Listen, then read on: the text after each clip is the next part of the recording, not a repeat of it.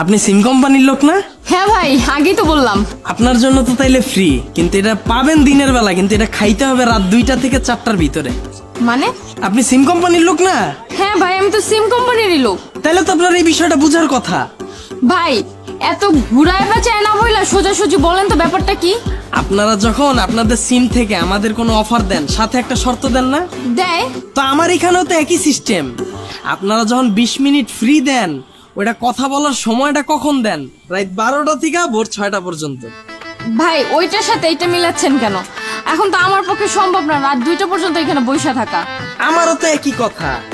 20 minute free দিছেন ঠিক আছে, কিন্তু এই 20 মিনিট কথা বলার জন্য সারাদিন ফুচকা বিক্রি কইরা রাত 12টা পর্যন্ত অপেক্ষা কইরা আমি কথা কমু কার লগে? ওই সময় তো আমার বউই আমার লগে থাকে।